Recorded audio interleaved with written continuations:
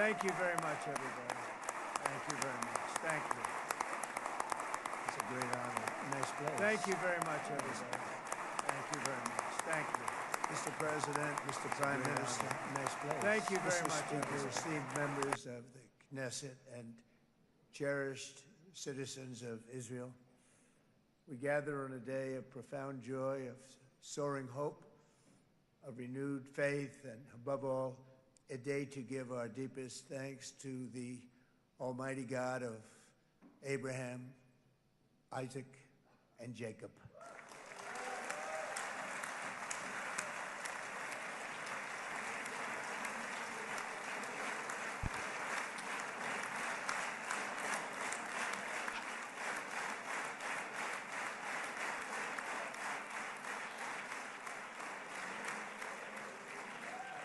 After 2 harrowing years in darkness and captivity, 20 courageous hostages are returning to the glorious embrace of their families, and it is glorious. 28 more precious loved ones are coming home at last to rest in this sacred soil for all of time. And after so many years of unceasing war and endless danger, today the skies are calm, the guns are silent, the sirens are still, and the sun rises on a holy land that is finally at peace, a land and a region that will live, God willing, in peace for all eternity.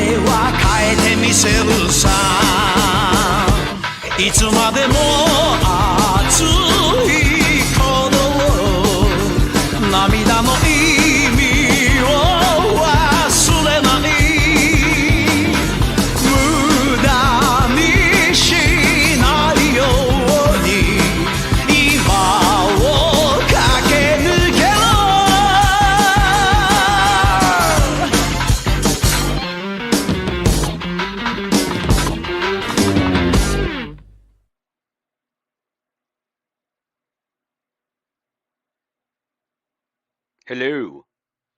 Good morning, dear viewers. As you can see, I am alone in here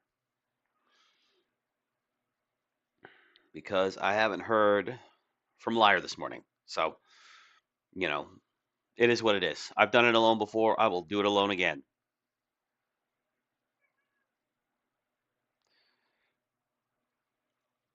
All right, let me drop that down. Okay. Yeah, the big news this week. Probably the biggest news of the year so far, or certainly one of the biggest stories of the year so far. I mean, I don't know. Maybe this doesn't rank super high on like your list of things. I would prefer if it didn't rank high on mine, but things being what they are. Yep, the war with Gaza is more or less over. I mean, this is just a ceasefire. This is not like a final peace deal, you know. And it wouldn't be the first time in history that a ceasefire has been struck between Hamas and Israel, only for Hamas to break it and start killing Jews again. So we'll see what happens there. But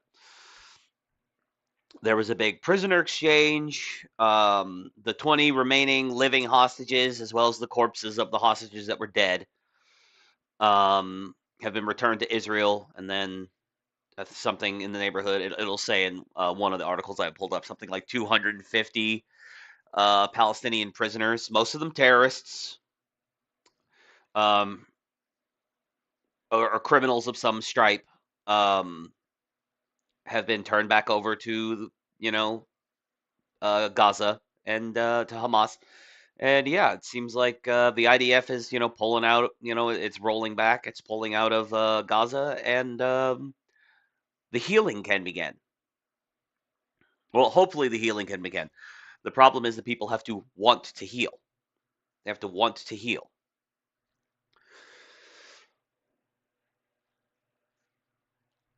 So yeah, let's get on with it. Watch a little bit more Trump's speech here. We're not going to watch the whole hour. We'll go ahead and up the speed. Try to get through some of Trump's speech at the Knesset. Okay, yeah, we're at one here. Let's do 150. That's not too much. There we go.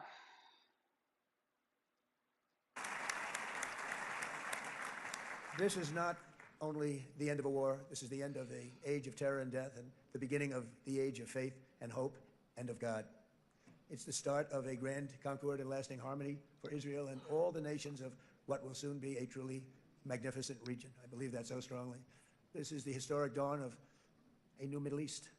I want to express my gratitude to a man of exceptional courage and patriotism whose partnership did so much to make this momentous day possible. You know who I'm talking about. There's only one, Prime Minister Benjamin Netanyahu. Bibi, please stand up. Now that's going to piss off a lot of people because Bibi's not popular in the United States.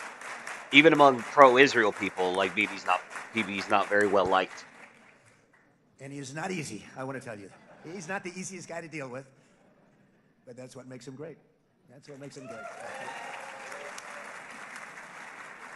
Even Trump admits it just there. It's all like, Bibi frustrates him. And let me also convey my tremendous appreciation for all of the nations of the Arab and Muslim world that came together to press Hamas to set the hostages free and to send them home. We had a lot of help. We had a lot of help from a lot of people that you wouldn't suspect, and I want to thank them very much for that. It's an incredible triumph for Israel and the world to have all of these nations working together as partners in peace. And it's pretty unusual for you to see that, but it happened in this case. This was a very unusual point in time, a brilliant point in time. Generations from now, this will be remembered as the moment that everything began to change and change very much for the better. Like the USA right now, it will be the golden age of Israel and the golden age of the Middle East. It's going to work together. I'd like to thank several great American patriots for their invaluable help in getting something done that almost everyone thought was absolutely impossible. We were wasting our time. So many people said, "You're just wasting your time." But we weren't, because we had talented people working with us, and we had people that love your country, and frankly, people that love the region. They love the Middle East. I want to thank my friend Steve Witkoff.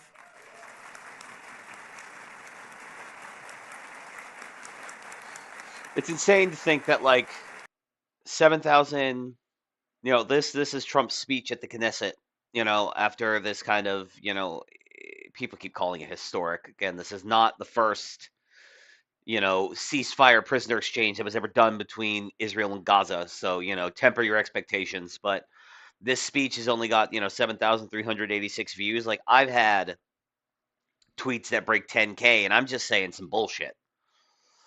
I've had tweets that hit these numbers, that get these kinds of numbers, and I'm just talking about like Ghost of Tsushima or making fun of people, like trolling people on Twitter get better numbers than this, or equivalent or better numbers than this. It just goes to show you how like disconnected a lot of people are from the actual discourse. The people who just kind of don't engage with it really, or who just read headlines and think that that gives them full information when that's just not the case.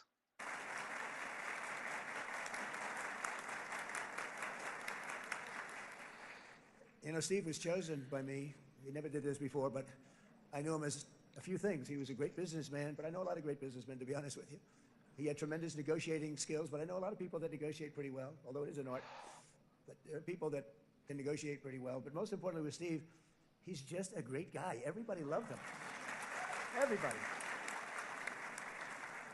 I mean, I know some negotiators that are so good, but you wouldn't have had peace in the Middle East. It would be in World War III right now with some of these guys. Everybody loves Steve, and they respect him, and they somehow can relate to him. I've known him for many years, and I've seen it over and over again.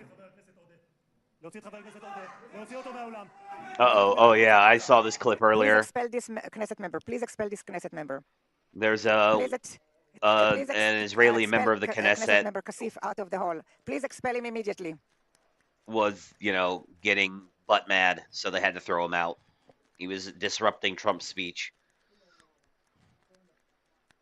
I don't know the details of that guy. I think he was part of like the more left-leaning side of the Israeli parliament.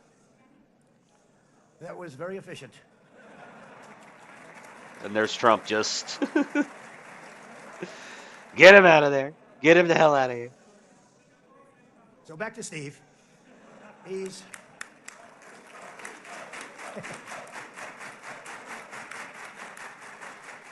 but I tell one story because he was so involved, and then we The Jewish in-group preference is so high that they literally clap in unison. called in Jared. We call it, we need that brain on occasion. We got to get Jared in here. We got to get a certain group of people. But Steve started this all by himself. I call him Henry Kissinger, who doesn't leak. Okay? Henry is a big leaker. He leaked. Steve doesn't leak. Steve just wants to get the job done. He wants to do what's right. But I'll give you just a quick story because, as you know, he's working on the war with Russia and Ukraine, a war that would have never happened if I were president. A shame. 7,000 young soldiers a week are being killed. More than that this last week. It's a shame. Should have never happened. But it did happen. It needs to be pointed out that one of the reasons why I'd say that he, not just because he wants to kind of like gas up his ability to get that conflict solved as well, so it's kind of like a taste of things to come. But a lot of the Jews living in Israel right now are Eastern European. They're Russian, Ukrainian, Polish, a lot of these kind of Eastern European Slavic Jews who emigrated to Israel. So, a lot of them have kind of an interest in what's going on over there, either because their family is still there or they've got friends there or whatever. And we won the race, and I took over this horrible war that's been raging, and I thought it would be easily settled. I thought it was a hell of a lot easier than doing what we just did very successfully with Israel and a lot of other people. But this came first, and we'll get that one. But I set up a meeting for him to meet with President Putin, thinking it would be a 15 or a 20-minute meeting. Steve had no idea about Russia, had no idea about Putin too much, didn't know too much about politics, wasn't that interested. He was really good at real estate, but he had that quality that I was looking for, and I didn't see it around in too many ways. And I set up the meeting with Putin, and I called. I said, is Steve finished yet? That was about a half an hour into the meeting. No, sir, he's not. He's still inside. This is in Moscow. I said, well, how's he doing? I don't know, sir. He's still inside. I called up an hour later. Let me speak to Steve. Sir, he's still with Putin. He's with President Putin. I said, wow, that's a long meeting, 1 hour. I called up an hour later. He was still with Putin. 3 hours later, he was still with Putin. 4 hours later, he started to get the word that he was going to be coming out soon. And in 5 hours, he came out. I said, what the hell were you talking about for 5 hours? And he says, just a lot of interesting things. We're talking about a lot of interesting things, including what he went in there for, but you can't. Putin probably gave him like a 3-hour dissertation about, fucking Slavic history, like he did to Tucker. You can talk about it for 5. You can talk about it for a certain period of time, and you know what you're getting. But that's a talent. That's a talent where you can do that. Most people I'd send in, number one, they wouldn't be accepted. Number two, if they were, the meeting would last 5 minutes. And that's what happens with Steve. Everybody loves him. They love him on this side. They love him on the other side.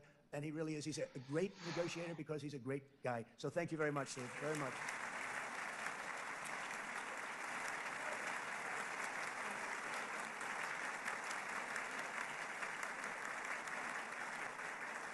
And let me also give a very special thanks to someone who truly loves Israel. In fact, loves it so much that my daughter converted. My daughter converted. I didn't know this was going to happen. Yeah, you can talk about Jared here. Kushner now.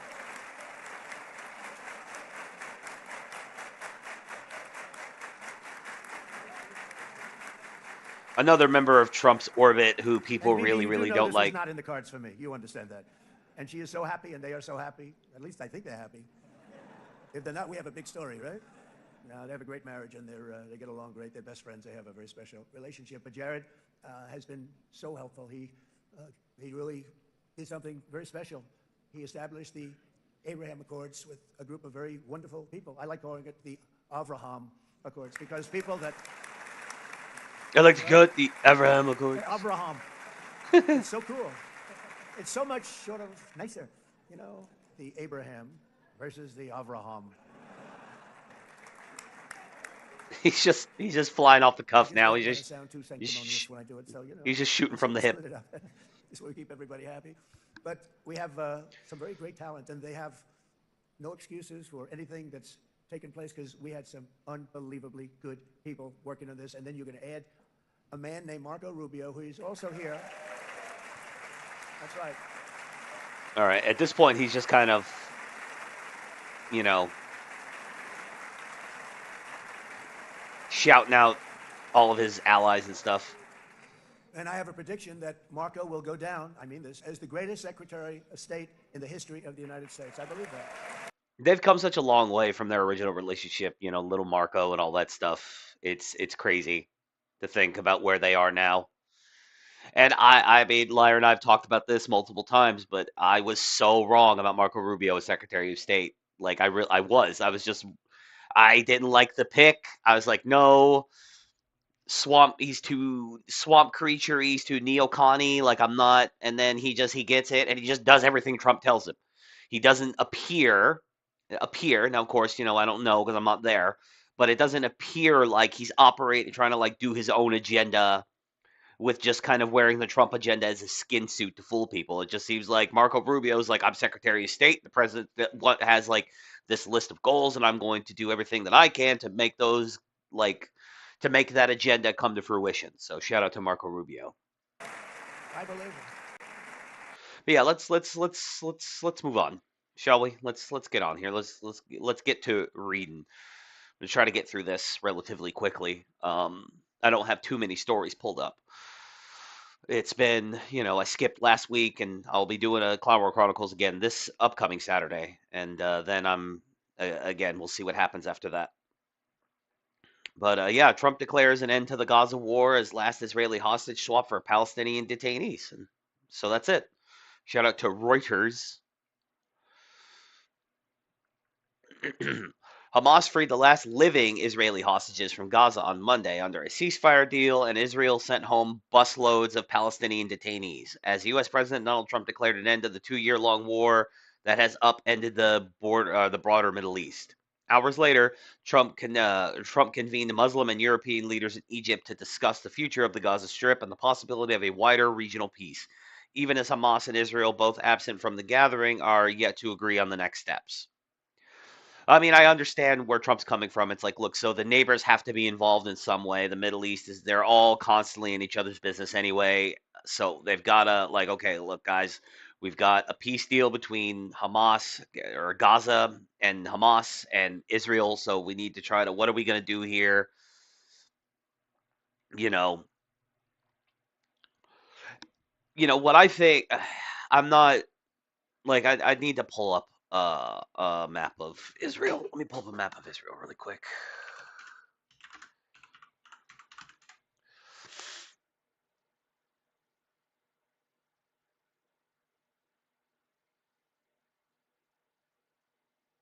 Okay, yeah, that's what I thought. I think what would probably be a good idea. Now, I don't know about the logistics. You know what I mean?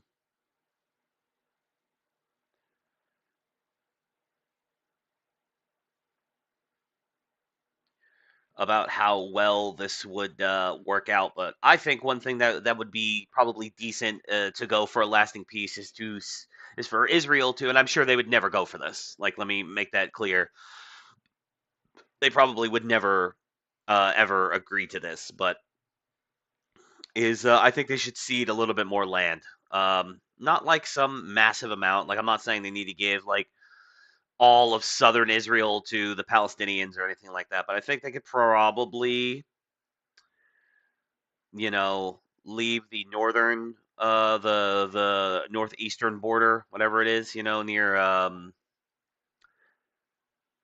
like, near like Biet Lahia and Biet Hanan, like leave that pretty much where it is and then just expand the armistice agreement line. I know you guys can't see this on screen, but like I'm just kind of looking at it. But basically, just draw this northeastern border just a little bit longer, and then drag it down a little bit further south. Basically give them maybe a few hundred more square miles or whatever. Like I'm sure again they would have to take Jewish families and move them out of their towns and their kibbutzes and all that stuff. But I do think giving them a bit more land would probably do a lot to ease tensions. Like, look, not only after everything we've been through, not only are we willing to make a deal and go to peace, but we'll even cede a little bit more land, give you guys a little bit more room to grow. I think that would help because Gaza is a pretty small place. Like, it's not huge, and I get it. It's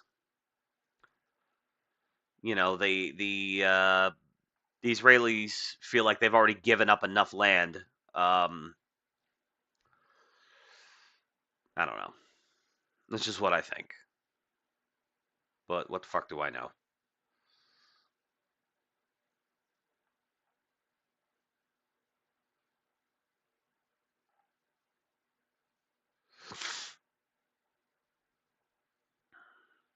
All right. Anyway.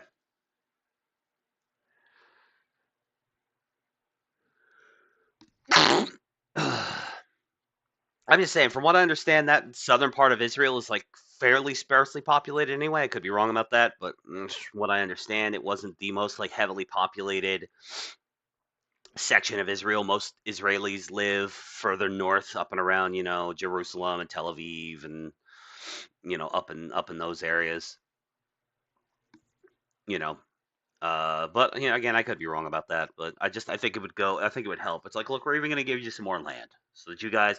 We're gonna include, the land that a lot of kibbutzes are settled in, so that you can, here it's farmland that's already ready to go. You just gotta start farming it, you know. But we'll see what happens. Again, my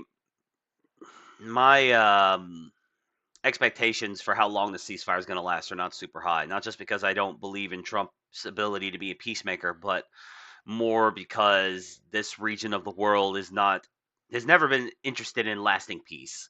They say that they are, and occasionally they make moves to make them seem like they are. Like Saudi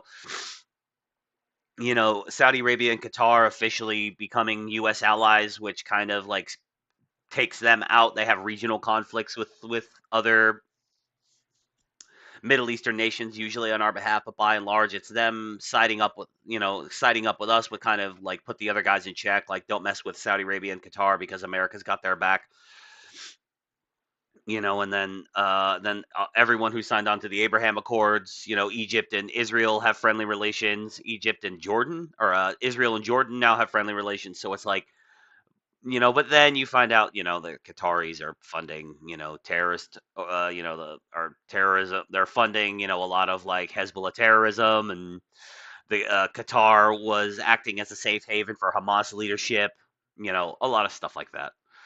Saudis were involved in 9/11, not the Saudi government, not the Saudi king, but a lot of the guys who hijacked planes on 9/11 were Saudi Arabians. They weren't even like Iraq. They weren't Afghanis or Iraqis. They were Saudis. They were members of the Taliban, but they weren't even like they were Saudis. So it was like it's a place that has been the Middle East. It's a place that has been at war for so long they don't know any other way. So yeah. The Israeli military said it had received all 20 hostages confirmed to be alive after their transfer from Gaza by the Red Cross. The announcement prompted cheering, hugging, and weeping among thousands waiting at Hostage Square in Tel Aviv. In Gaza, thousands of relatives, many weeping with joy, gathered at a hospital where buses brought home some nearly 2,000 Palestinian prisoners and detainees to be freed by Israel as part of the accord. Think about that. They traded 2,000 Palestinian prisoners for 20 Israeli prisoners. I mean, you need to get your people back. I understand. Like, and I mean, this wasn't like the equivalent of trading Victor Boot for Brittany Griner, but still, it seems like a crazy kind of like trade off. Quote: "The skies are calm, the guns are silent, the sirens are still, and the sun rises on a holy land that is finally at peace." Trump told the Knesset, Israel's parliament, saying a long nightmare for both Israelis and Palestinians was over. We just saw that clip. The U.S., along with Egypt, Qatar, and Turkey, mediated what has been described as a first phase agreement between Israel and Hamas for a ceasefire and the release of hostages by Hamas and prisoners and detainees by Israel. At the Egyptian beach resort, Sharm el Sheikh, later on Monday, Trump and President Abdel Fattah al Sisi hosted more than 20 world leaders for a summit intended to cement the truce. At the opening of the summit, Trump signed a document with Egypt, Qatar, and Turkey's leaders welcoming the agreements on Gaza and pledging to work collectively to implement and sustain this legacy. Egypt's presidency said that discussions included the governance, security, and reconstruction of Gaza. So, of course, it's going to be. It's probably good that Egyptian money and Egyptian men are the ones going into Gaza to do a lot of the rebuilding. That way, it's Arab Muslims helping out. Because I don't think, even though they're at ceasefire, it probably wouldn't be a good idea for Israeli construction to be the ones, or even American, either one. It's probably best if Egypt handles it. I think the Gazans would probably be more accepting of, again, Arab Muslims coming in from Egypt to do a lot of the reconstruction.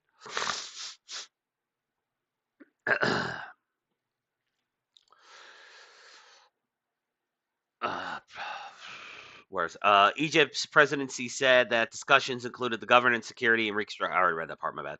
Quote: "Now the rebuilding begins," Trump said at the summit, delivering an expansive speech where he described in grand terms the Gaza agreement he helped broker, saying it could be the greatest deal of them all. Israel and Hamas were not represented at the summit, while the leaders of Saudi Arabia and the United Arab Emirates did not attend.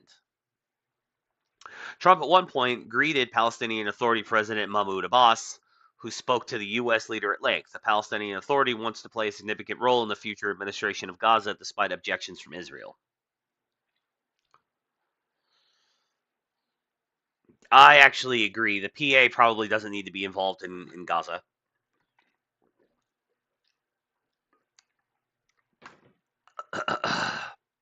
Gaza just needs to be its completely separate entity from, like, the Palestinian Authority just kind of sucks in general, and I think that Gaza just needs to be a completely separate thing from West Bank, and they're, doesn't need to be, they can just be separate states, for lack of a better term.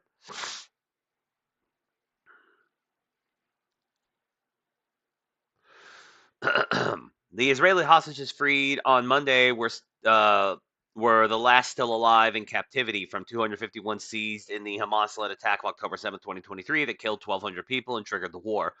The ceasefire and partial Israeli withdrawal agreed last week halted one of Israel's biggest offenses of war, an all-out assault on Gaza City, and was killing scores of people per day. Since then, huge numbers of Palestinians have been able to return to the ruins of homes in the Gaza Strip, swaths of which were reduced to a wasteland by Israeli bombardment that killed 68,000 people, according to Gaza's health authorities. Yeah, they never want to differentiate between which of those are actually enemy combatants and how many of those are civilian casualties. Now, you have a lot of retarded people tell you that one civilian casualty is too many. That's war, though. There has never been a war in history where civilians didn't die, and I'm confident enough to assume that most of those 68,000 people were Hamas soldiers. One of the big problems is that Hamas specifically does not, and Islamic Jihad as well, they don't wear uniforms. They just dress in like regular clothing. So it's hard, like on video anyway, to differentiate like which one is actually a Hamas fighter and like which one is just a civilian who is not fighting.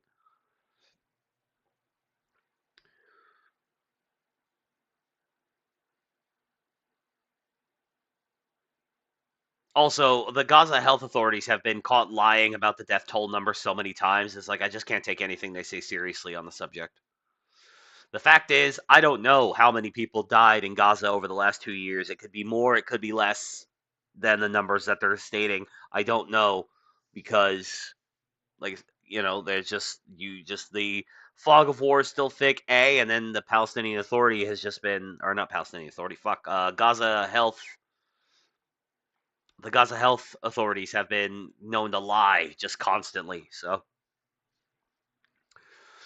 formidable obstacles remain, even to securing and enduring ceasefire, much less bringing a wider, more durable peace. Among the immediate issues still to be resolved, recovering the remains of another 26 Israeli hostages believed to have died, and two whose fates are unknown. Hamas says recovering the bodies could take time, as not all burial sites are known. Israel's military said it has escorted 4 coffins containing the remains of deceased hostages to Israel, and that those remains were being identified. Aid supplies must be rushed into the enclave where hundreds of thousands of people face famine. UNA Chief Tom Fletcher underlined the need to, quote, get shelter and fuel to people who desperately need it, and to massively scale up the food and medicine and other supplies going in. Speaking of which, it's interesting to note that the 20 hostages who were still alive were all men. As far as anybody knows, there were no surviving female hostages. Now, why is it that the female hostages would be the ones who ended up dying? All of them died. All of them ended up, now I'm sure Hamas will blame it on the Israeli bombardment, dying, basically the hostages getting caught in the crossfire. But it's just interesting that all 20, as far as I know anyway, all 20 of the hostages that were sent home were men, and the women are now unable to speak about what happened to them while they were in captivity. Interesting thing that. Just saying. Interesting thing that.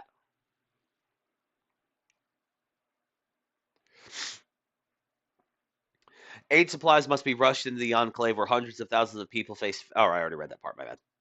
Beyond that, crucial issues have yet to be resolved, including how to govern and police Gaza and the ultimate future of Hamas, which still rejects Israel's demands to disarm. Hamas gunmen seeking to assert their presence launched a security crackdown in Gaza City after Israel's pullback, killing 32 members of a rival group, a Palestinian security source said. Huh. Israel pulls out, and what happens? Hamas immediately starts killing its own people. Interesting how that works. Tensions have also been rising in the Israeli-occupied West Bank, where Jewish settlements have expanded in land Palestinians envision as part of a future state. Trump, speaking on his flight to the region, said Hamas has been given a temporary green light for fighters to keep order. They do want to stop the problems, and they've been open about it, and we gave them approval for a period of time. So, yep, just give them a green light to just, brutally murder their own people, like political dissidents who don't want Hamas to represent them anymore. Now those people are just going to be executed. The Gaza war has also reshaped the Middle East through spillover conflicts, with Israel imposing punishing damage in a 12-day war against Iran and campaigns against Tehran's regional allies, including Lebanon's Hezbollah and Yemen's Houthis. Hezbollah and the Houthis, just like Hamas, as far as I'm concerned, they deserve it. Watching those the drone footage of those Houthis getting turned to dust, I thought it was great. Trump, who has presented his plans to end the war in Gaza as a catalyst for a wide regional peace settlement, said more countries would join the Abraham Accords initiative and even floated the idea of a peace deal between arch Middle East enemies Iran and Israel, telling the Knesset he thought Iran wanted one. Wouldn't it be nice? Wouldn't it be nice? It would be nice. Beaming with relief and joy, 2 released hostages waved to cheering crowds from vans on the way to an Israeli hospital. One hostage, one hoisting a large Israeli flag, and then forming a heart with his hands. Video footage captured emotional scene. Also, that's another thing. It's funny how Reuters isn't pointing this out. Reuters, a lefty news source, isn't taking the time to point out that no women survived being a Hamas hostage. None of them did. And that's just interesting to me. Why did no women survive? Is it so they couldn't drop the dime? So they couldn't come, get on Israeli television and, through that, the world television and tell everybody what was done to them? You know how many times, members of Hamas raped them during the time they were in captivity? Hmm? Just saying. Video footage captured emotional scenes of families receiving phone messages from their loved ones as they were being released, their faces lighting up with disbelief and hope after months of anguish. Quote, I'm so excited. I'm full of happiness. It's hard to imagine how I feel this moment. I didn't sleep all night, said Vicky Cohen, mother of hostage Nimrod Cohen. I like that name a lot, Nimrod. I don't know why. I really like it. Anyway, as she travels to Raim, an Israeli military camp where hostages were being transferred. Palestinians, meanwhile, rushed to embrace prisoners freed by Israel. Several thousand gathered inside and around Nasser Hospital in Khan Yunis in southern Gaza, some waving Palestinian flags, others holding photos of their relatives. Quote, I am happy for our sons who are being freed, but we are still in pain for all those who have been killed by the occupation and all the destruction that happened to our Gaza. A Gaza woman, Ahmed, told Reuters in a tearful voice message. Freed prisoners arrived in buses, some of them posing from windows, flashing V for victory signs. The appearance of armed and masked Hamas fighters at the scene underscored the difficulty of resolving Israel's demand that they disarm. Israel was due to release 1,700 detainees it captured in Gaza, as well as 250 prisoners from its jails convicted or suspected of security offenses, including attacks on Israel. So, yeah, in return for 20 civilians who were taken, just either pulled out of their homes or taken from the music festival or whatever, Hamas was basically given back 2,000 soldiers, people who committed crimes, who came into Israel and committed crimes, murder, terrorism, all these types of things. So it's an interesting trade-off. First of all, the complete imbalance of numbers, of how many hostages the Israelis got back, 20 living, a handful dead, versus giving up, 2,000 Palestinian detainees, Gazan detainees who were all, captured soldiers or criminals. It's just funny how that works. I don't think this is going to last. Mostly because they never last. These ceasefires never last between Israel and Gaza, Israel and Hamas, whatever. And it's stuff like this is why I think that, because of course now that we've got a lasting peace, the Palestinians, as well as the their enablers across the world on various social media platforms, are taking this opportunity to encourage the Gazans to be giant cunts about the whole thing. Try to get them to dab on the fact that that on one of the worst things that happened to the Jewish people in history, the Holocaust in the 30s and 40s. Shout out to the Jerusalem Post. Post ceasefire trend sees Gazans claiming I am a Holocaust survivor. So yeah, they're just mocking Israelis, and then you're gonna wonder why this ceasefire won't last a year. Because this is the type of people that we're dealing with. They finally get something that could lead them to peace, and they decide to be assholes about it. With the ceasefire agreement between Israel and Hamas bringing hostilities in Gaza to a halt, a trend has emerged online of Palestinians claiming to be Holocaust survivors. Many of the participants in the trend have used the phrase "I am a Holocaust survivor" in their online posts, or use a social media frame to assert their status. Participants in the trend expressed belief that the Israeli military conducted a genocide in Gaza. It didn't. Look, even if you are anti-Israel, anti-Zionist, whatever you want to call it, this was not a genocide. It wasn't. By the definition of genocide, it does not meet that definition. It was not indiscriminate slaughter, contrary to what fucking Candace Owens has told you, and Ian Carroll and all these other, and Tucker Carlson, all these other retarded people, contrary to what they have told you, this is not indiscriminate slaughter. All right, there's no apartheid.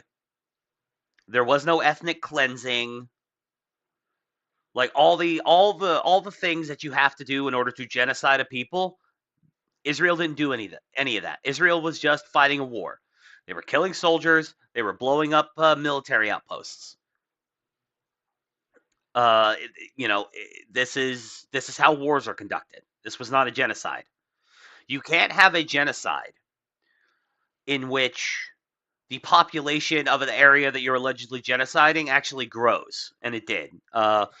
In 2024, according to the 2024 data, the population in Gaza rose by like 1 point something percent, like 1.2, 1.5%, something like that. I don't remember the exact number off the top of my head, but the population in Gaza actually increased despite all the death.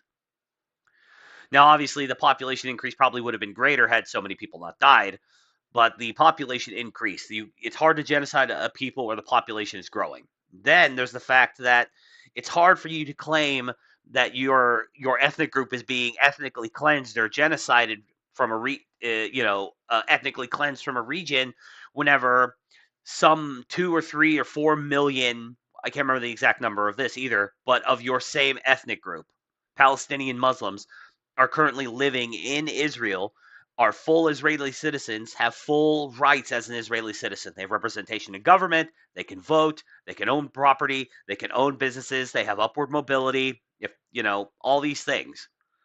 Like, it's hard to claim genocide whenever, like, this isn't like at all what happened in Germany in the 1940s, in the 1930s and 40s, because these people did not have any representation in government. The Jews in Germany at the time, they did not have any representation in government. There were no Jewish members of parliament. They weren't allowed to vote. They weren't allowed to own property or businesses. All of their wealth was seized. In the early days before the camps, before the concentration, labor, and death camps, before all those things kind of started, they were just being massively deported. So there was a full-on ethnic cleansing. Then later on, they were being forced to do labor until they died, or they were forced to live in concentration camps where they were going to eventually be deported, but they were eventually starved out. All these things. Like that's what a genocide looks like. What's happening in Gaza is not a genocide, but it does not meet the definition of genocide in any meaningful way.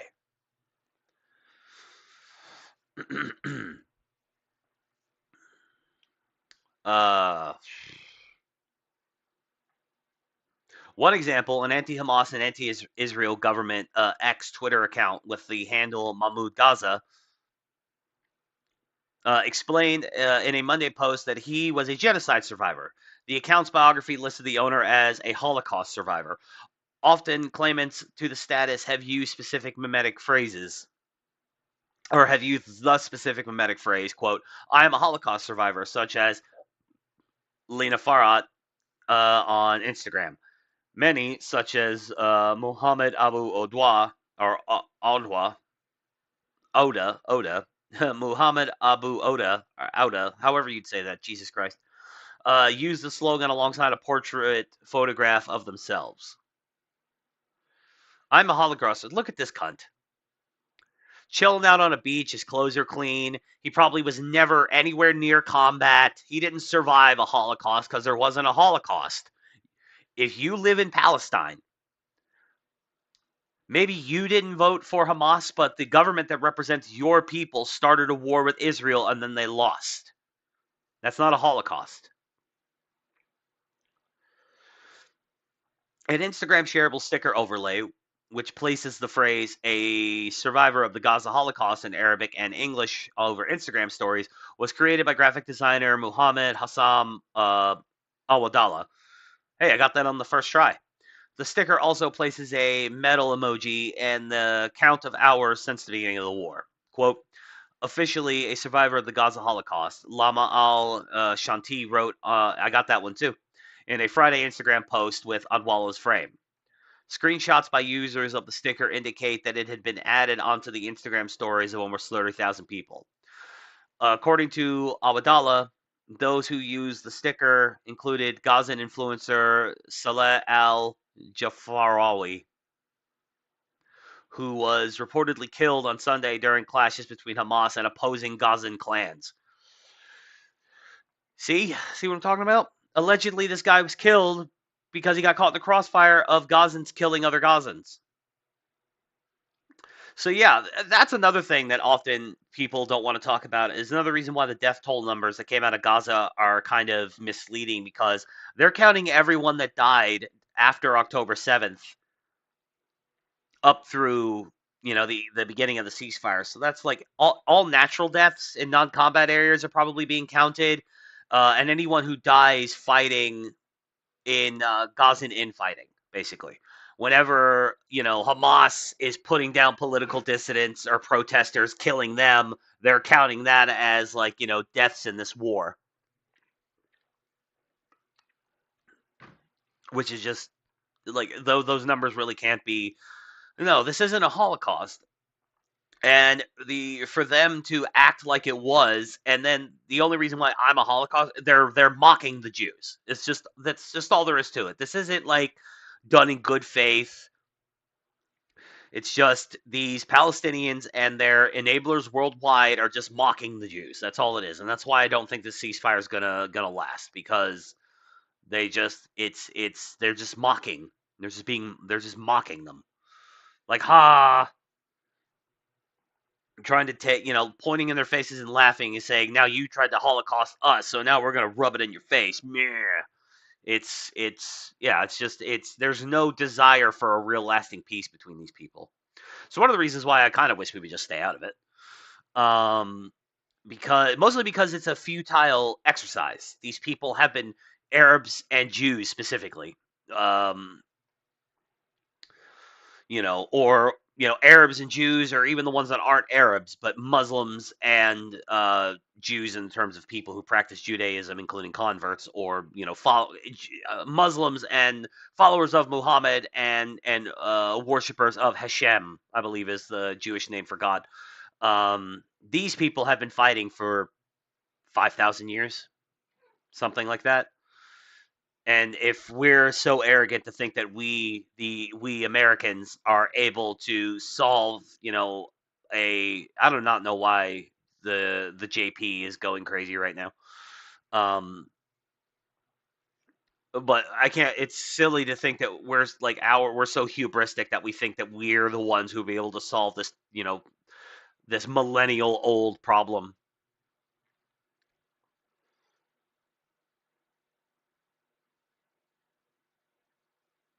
Yeah, here it is. Palestinian journalist Abu Bakr Abed encouraged other Gazans to adopt the status of Holocaust survivor. So, hey, this army that just, this group of people who we attacked first, and we always end up attacking them first. Good morning, 13. But so this group of people who we attack first and who we always end up attacking first, who we are the ones who are always breaking ceasefire. We stormed their villages and killed and raped their women and murdered their children. Let's mock them mercilessly. Who finally, after 2 years of brutal war, finally agreed to stop killing us. Let's just brutally mock them. This is the kind of like world stage equivalent to Randy Marsh getting the shit kicked out of him, and then him standing up and looking at the guy who just beat his ass going, I didn't hear no bell. Yeah, that's all you're doing. That's why this shit won't last. These people don't want peace with each other. Uh, but where was I? Yeah, Palestinian journalist Abu Bakr Abed encouraged other Gazans to adopt the status of Holocaust survivor. Abed told one X user who later that day posted a photo of herself with the Gaza Holocaust overlay, you're a Holocaust survivor.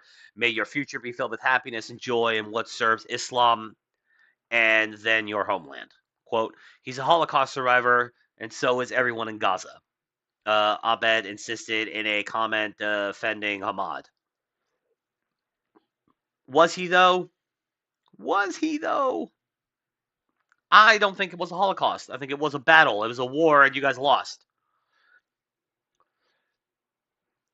Middle East Observer, an X account with over 300,000 followers, bragged on Saturday that Israelis couldn't use the Holocaust anymore because the torch has been passed to Gaza. Not even close. You're talking about millions of Jews, up to 6 million potentially, were killed versus 100,000 Gazans, something to that effect. 120,000 Gazans, something like that, most of whom were enemy combatants. Quote, that's one of the pillars of power and manipulation that Israel lost in this war, wrote the account. Palestinians from Gaza are posting, I am a Holocaust survivor, and the Zionists are almost losing consciousness by scrolling on X. I honestly don't think that a lot of the Israeli Jews are scrolling through X and really, like, some of them are obviously getting butt mad about it because that's the type of thing that would make a lot of people butt mad, but I'm sure a lot of them are just kind of laughing at you. Like, our army just kicked the shit out of your army. We basically, you know, we basically bent Hamas over our knee and spanked them every day for 2 straight years, and now you guys got to take your little victory. I hope that a lot of people are feeling that way. Anyway, just laugh at them because that's what this is, a pathetic attempt to try to get a lick back from a propaganda perspective. They got so thoroughly embarrassed militarily, over the course of the last 2 years that they have to try to feel good about something. Israelis can't use the Holocaust anymore. The torch has been passed to Gaza. That's one of the pillars of power. Oh, I already read that stuff up here. But yeah, this is the X post. International March of the Living condemned the trend as a profound distortion of history and a cynical exploitation of humanity's darkest chapters. Quote, hijacking and weaponizing the term Holocaust survivor for political or propaganda purposes desecrates the memory of 6 million murdered Jews and deeply insults the living survivors who endured the unimaginable horrors of the Holocaust, said International March for the Living CEO Scott Saunders. Quote, it undermines the lessons the world must continue to learn from the Shoah. I mean, I agree with them in principle, sort of, like, but again, Jews also have been known to use the fact that they were holocausted as a political tool. Um, so that's a little bit of pot calling the kettle black, but they actually did go through a Holocaust as opposed to the Gazans who didn't go through a Holocaust, they lost a war. Like, let's not get it twisted. They lost a war. They started a war, they got their shit pushed in, and now they're embarrassed. Saunders agreed that, in contrast to the Nazi genocide against the Jewish people, Israel's war against Hamas was defensive and waged in response to the October 7th massacre. Quote, the Holocaust was a uniquely systematic and intentional attempt to annihilate the Jewish people, driven by an ideology of racial hatred across an entire continent, said Saunders. 6 million Jews were murdered during the Shoah, in a genocide unparalleled in its scope, duration, cruelty, and deliberate intent to eradicate an entire people. Nothing about that unparalleled atrocity can or should be equated to any other conflict. That's not entirely. See, this is where you kind of start to lose me, Jews. It's stuff like this. Like, yes, what happened in the Nazi Holocaust was bad. Not denying that it was bad. I don't even argue about the numbers. I'm perfectly willing to accept that it probably was 6 million Jews. I'm more than happy to just grant that, and I'm not trying to be condescending. That was what I was taught in school, and that's well, it's a little murky. What I was taught in school was that the civilian death toll among Jews, it was that 6 million was the number of people that died total in the Holocaust period.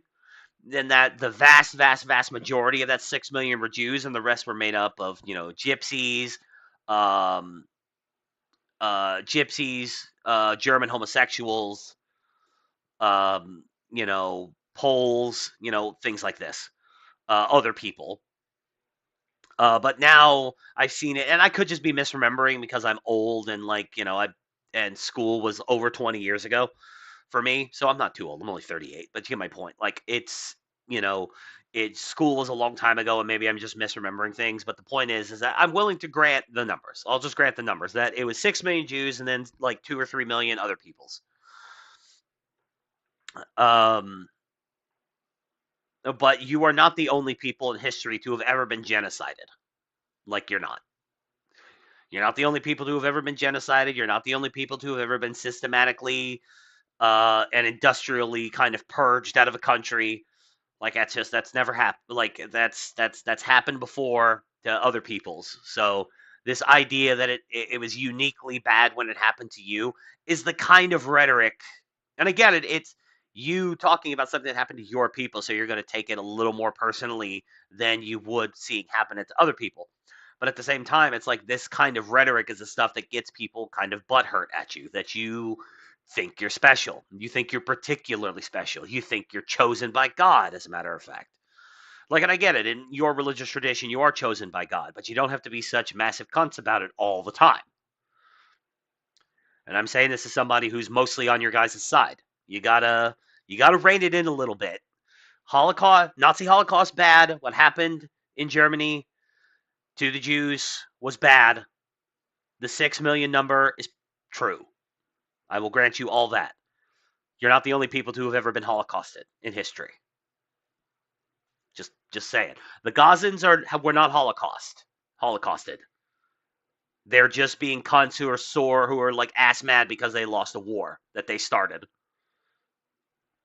I agree with you there, but again, like what happened to the Tutsis in Rwanda? Was it the Tutsis? I don't remember the exact names of the ethnic group, but like what happened to them? It wasn't 6 million, but they were Holocausted. You know what I mean? Kulaks were Holocausted. Christians were killed by the score in Russia or in the USSR. Like, you're not the only people who have ever been holocausted against. You really got to rein that shit in. It's not a good look. Not a good look, folks. But what's really not a good look, in my opinion, although most people aren't going to give a shit anymore about this, like at all, is the various celebrities who have been calling the Gaza war a Holocaust for all these years, for these last 2 years, completely refute. Now that the ceasefire has been called and we're on the path to peace, completely refute. Or they're now silent because Daddy Trump is the one who got it done, and they're big mad about that. And you can tell they're big mad because they're not saying anything. They wouldn't shut the fuck up about Palestine and Gaza for the last 2 years, but now that Trump got a ceasefire deal in place and the hostages are released and Palestinian prisoners in Israel have been returned to Gaza, and we've got, leadership sitting at the table with each other. We're actually working on things to get things done. They're silent. They got nothing to say because Orange Man always bad. Even when Orange Man do good thing, it's actually bad because Orange Man bad. 100% 13, yes, he did. Obama is completely classless. He's a hack. Genuinely one of the worst people in American politics, in American political history, in terms of his just callous race baiting bullshit, his complete distaste for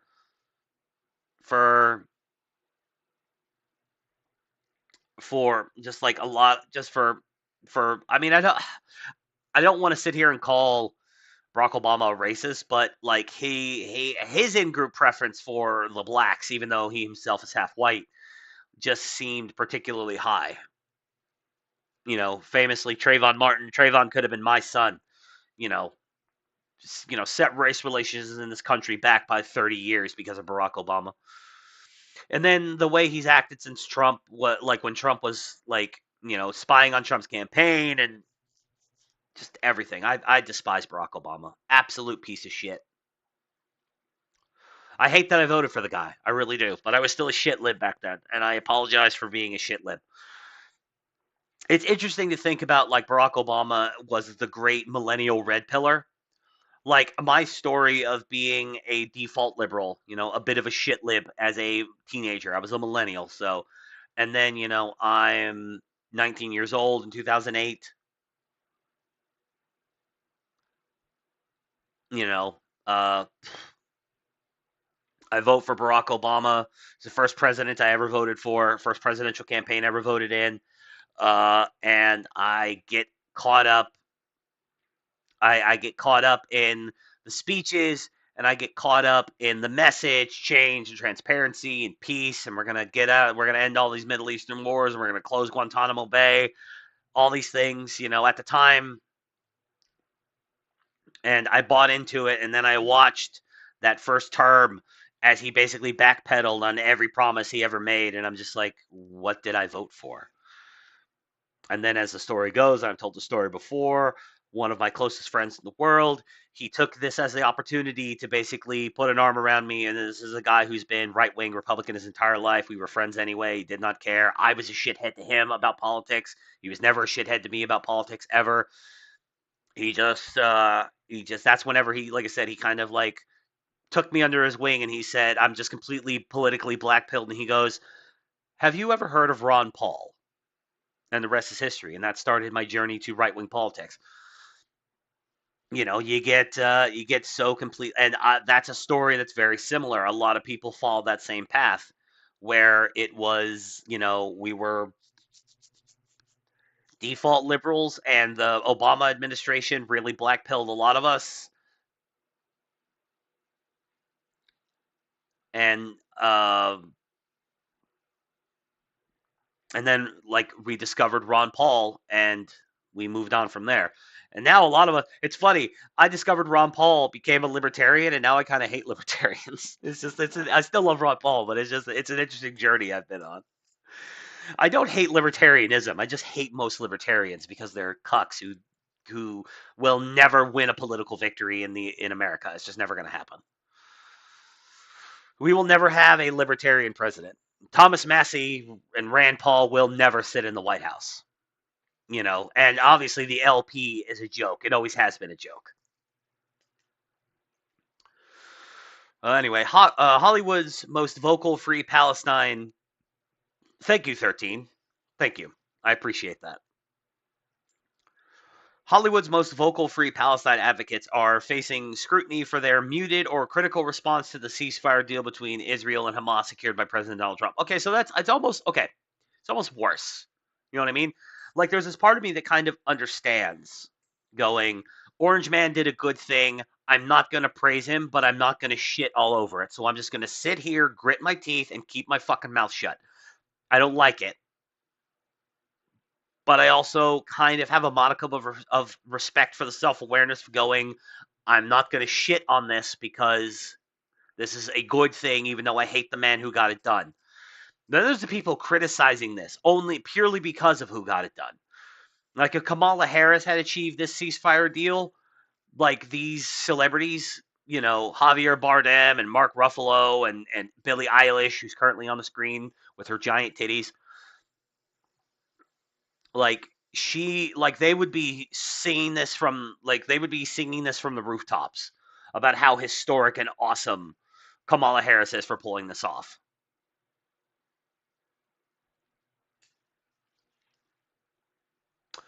Roughly 2 years after the deadly Hamas terrorist attack against Israel sparked a war in Gaza, both sides agreed to the first phase of a peace proposal. Trump announced on October 8th, under the plan, Hamas agreed to release all 20 remaining living hostages held in the Gaza Strip in exchange for Israel freeing about 2,000 Palestinian prisoners, including roughly 250 convicted terrorists.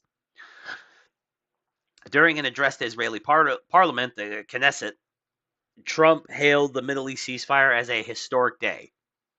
Yet many in Hollywood who repeatedly called for a ceasefire throughout the conflict, including members of campaigns such as Artists for Ceasefire and Film Workers for Palestine, have either stayed quiet or criticized the breakthrough, with few acknowledging Trump's role in securing it. So yeah, see these people, ceasefire now, ceasefire now, ceasefire now. Okay, here's your ceasefire. Trump says, I'll show you. Here, fine, I agree. Here's your ceasefire. And they're just all like, no, I don't want a ceasefire from you. I'd rather this war rage on until 2028 when a Democrat can get credit for it. Oh, did I skip a thing? Yeah, no, I didn't. All right. Pro-Israel actor and comedian Michael Rappaport was among those who noticed. He called out several celebrities who he said were now silent about the ceasefire, accusing them of performance activism in an October 11th Facebook post. Quote, ceasefire is now. Where are these people? Rappaport wrote, naming actors Mark Ruffalo, John Cusack, Hannah Einbinder, and Javier Bardem, and singer Lorde. The war in Gaza is ending. The so-called genocide is over because it was never about peace. It was about performance, he added. Communist shit. Columnist Paula Froelich also criticized about a dozen celebrities who publicly called for a free Palestine and ceasefire now, or wore a red hand pin at the Oscars in 2024. She said many have since stayed silent on the peace deal or continued to blame Israel for all atrocities that have happened in the past 2 years. Quote, if I were less charitable, I might argue that Hollywood celebrities care more about a performative farce, scolding Israel and our president, than seeing a free Palestine actually happen in real time. How's that for hypocrisy? She wrote in her column for the UK newspaper The Times. Ah, yes, Rachel Ziegler, who famously kind of got into a bit of a kind of silent feud with Gal Gadot because Gal Gadot is Jewish. She's Israeli and is pro-Israel, as you tend to be whenever your people get attacked. You tend to be on the side of your own people. Her and Gal Gadot did not get along because because Rachel Ziegler is a stupid shit lib. And here's the thing, Gal Gadot is also a shit lib. She's just Jewish, so she just happens to be on the pro-Israel side of this particular argument. Some supporters of the Free Palestine movement maintain that the ceasefire does not fully address the humanitarian crisis or allegations accusing Israel of genocide. Fox News Digital reached out to representatives for figures who have publicly supported the Artists for Ceasefire or Free Palestine movements, including Ruffalo, Joaquin Phoenix, Billie Eilish, Rachel Zegler, and Lorde, for comments on the ceasefire and Rappaport's criticism, but did not receive a response. A few actors have spoken out on the peace deal, but not favorably. John Cusack, who has faced criticism from an anti-Semitism watchdog in the past, mocked the ceasefire as a photo op for Trump and Israeli Prime Minister Benjamin Netanyahu. Yes, but again, if Kamala Harris had got the same ceasefire under the same terms, would it just be a photo op for Netanyahu and Harris? Or are you only saying that because Orange Man bad? I think it's the latter. To anyone who believes for a moment Netanyahu will stop killing, there's a bridge in Brooklyn up for sale, Cusack wrote October 14th. Quote, he'll give Trump his photo op and then resume. He added in the post, accusing both leaders of using the deal for political gain. I don't love Benjamin Netanyahu. I mean, I've spoken highly of him in the past, but I don't love the man. I like him, but he's an effective leader. But I don't have this huge investment in Benjamin Netanyahu. I don't worship the ground the man walks on or anything like that. But I don't think he's going to be the one to break this ceasefire, because in the history of the conflict between Israel and Hamas, Israel has never broken a ceasefire. It is always Hamas that breaks the ceasefire deals. Don't believe me? Look it up. Google it, as Jake Uyghur once famously said. Google it. Every time there's a ceasefire between Israel and Hamas, Hamas always breaks it first. Every single time, Hamas breaks it first. And if this ceasefire gets broken, I guarantee it'll be Hamas that breaks it first. Spanish actor Javier Bardem, who wore a keffiyeh at the 2025 Emmy Awards, called the ceasefire very good news in an Instagram post, but said it was by no means a fair plan for the rights and futures of the Palestinian people. He also, how do you know that, Javier Bardem? Explain to me the full details of the peace process. They're not even done hammering out all the details of the lasting peace accord, the lasting resolution. We don't know what's in the deal. So how do you know it isn't fair? How do you know, Javier Bardem? Do you have people? Do you have sources? You don't know, okay? Because you're a pampered fucking fagoid of a Spanish cunt actor Like, you did one good movie, 20 years ago, No Country for Old Men, and like, this does not make you an expert on geopolitics or on the peace process between warring nations. Explain to me why it's not fair. You can't, because we don't know all the details yet. We don't know what Gaza is getting out of it from their end. All they've done is a prisoner exchange. Give it time. He also shared a clip from MSNBC's The Weekend where guest Nora Arakat claimed Trump's Gaza plan was another way of continuing Israel's occupation. Occupation of what? If the IDF completely pulls out of Gaza, and then they're not occupying anything. But this goes back to the idea that all of Israel, everywhere, all of it, not just West Bank and Gaza, all of Israel is occupied territory, which is just not true. You cannot occupy the land that belonged to your ancestors.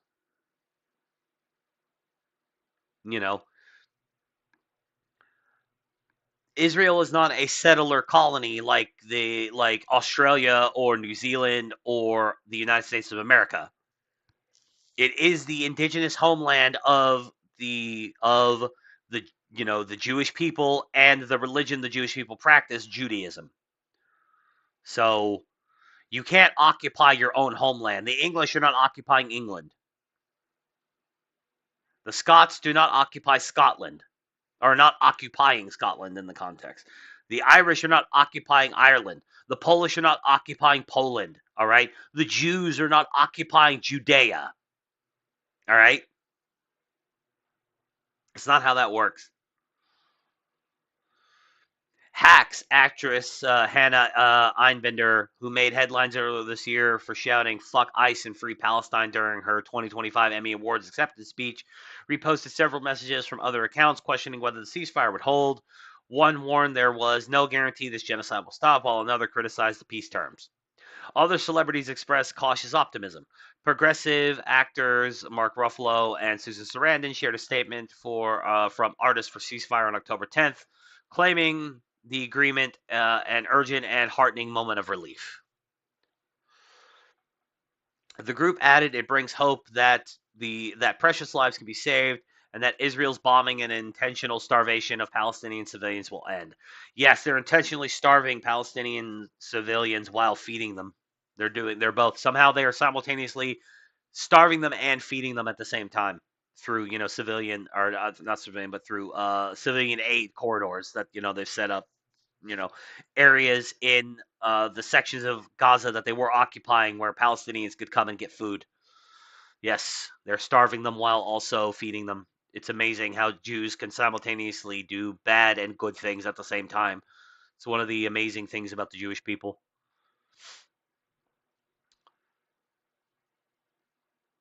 Where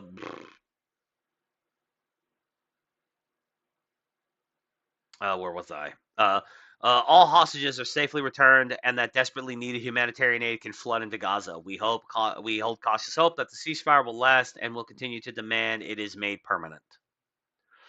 Leading up to the deal, more than 1,000 actors, directors, and film workers signed a pledge to boycott Israeli film institutions through the activist group Film Workers for Palestine. Like, are the Israelis making a ton of movies? Like, I'm sure there's an Israeli film industry in Israel. Like, there's Israeli television shows that are made in Israel for the Israeli people. But, like, is there some, like, massive, Israeli kind of movie industry where Israeli-made films are getting sent out to the world? Because I'm not, like, super aware of anything like that.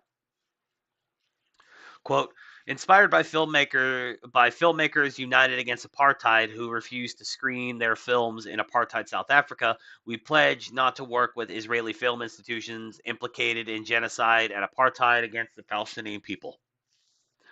Again, there is no apartheid. There is no apartheid, because the ethnic group that you are alleging is apartheided, millions of them live in Israel with Israeli Jews, and they have full rights and privileges. That's not apartheid. The Palestinians living in Gaza are Palestinians who chose to live there, who said, "I don't want to be an Israeli citizen. I want to be part of my own state." Here you go. 20 years ago, Ariel Sharon gave you guys that opportunity. And what did you do with it? You elected Hamas.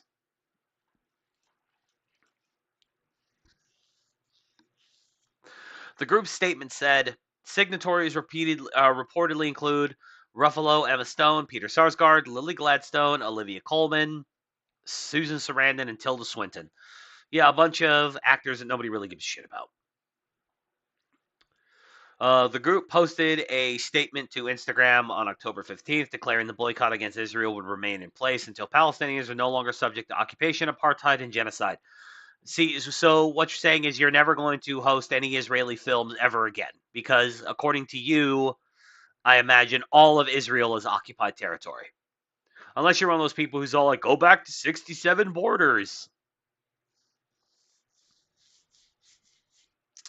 The 67 borders were fucking stupid, by the way. Like the way they were drawn out, they were drawn really, really poorly. Like it was that was like a set of borders that was never going to be tenable. It was never going to last. This catastrophe, this genocide, has not ended with one call for ceasefire, and it will not end so long as the perpetrators of this genocide continue to avoid accountability, the Post added. Despite criticism, some actors have publicly praised the peace agreement. Israeli-American actress Natalie Portman called it a monumentous day during an appearance at a film festival in France, saying it feels almost crazy to be talking about anything except celebrating, hopefully, peace. British actress Frances Barber also commended Trump for his role in the deal, writing on X, "I had TDS, Trump derangement syndrome, and now I'm eating my words," while reposting a photo showing a thank you message to Trump written in the sand on a Tel Aviv beach. So I've never even heard of Frances Barber. Let me look her up. Has she been in anything I've ever seen?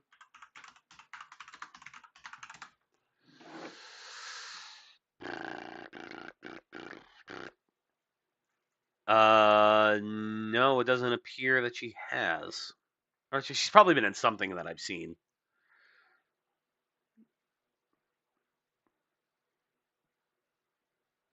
Damn, this bitch been around since she's been acting since the 80s.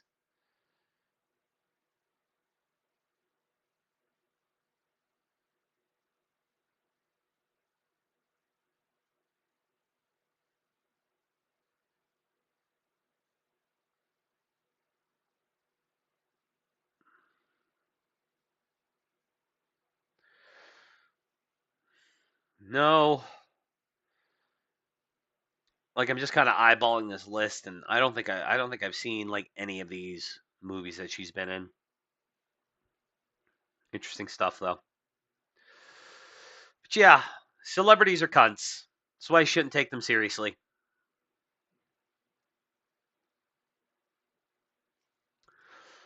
So, let's move on, shall we?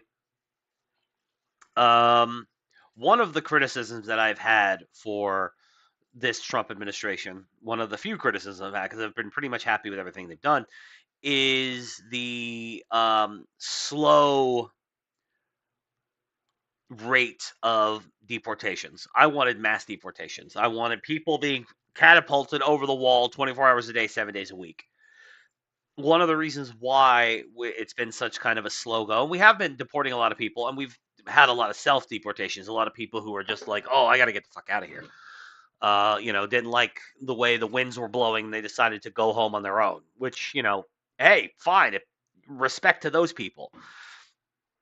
So, we've managed between self deportations as well as forced deportations. We've deported over 1 million people. So, we could be doing better. Okay, we could be doing much better. And one of the reasons why it's not entirely Trump's fault is he's being blocked by a lot of judges. Every time he tries to get something done involving the deportation of illegals, he usually gets stymied in some way by activist judges. Like Clinton appointed judge temporarily stops Trump from laying off workers during shutdown. Now, this isn't about immigration.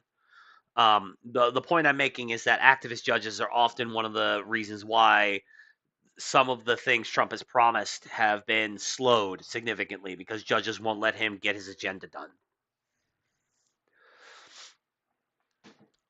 A Clinton-appointed judge in San Francisco temporarily blocked the Trump administration's plan to lay off thousands of federal employees amid the ongoing government shutdown, multiple outlets reported Wednesday. U.S. District Judge Susan Ilston issued the emergency order on Wednesday after agencies began sending layoff notices on Friday, according to multiple outlets. Federal labor unions, including the American Federation of Government Employees, had asked for the temporary restraining order to block the administration from carrying out mass layoffs during the shutdown. I'm not even sure they can do that. You know what I mean? Like, they shouldn't, like, he's the president. He's the boss of the federal government. He should be allowed to fire these people, to lay them off, whatever. Quote, it's very much ready, fire, aim on most of these programs, and it has a human cost. You're government employees. You suck at the government tit. Like, most of you do need to go home. Ilston said, according to the Associated Press, it's a human cost that cannot be tolerated. I think it can be tolerated. I think not only can it be tolerated, it needs to be encouraged and increased.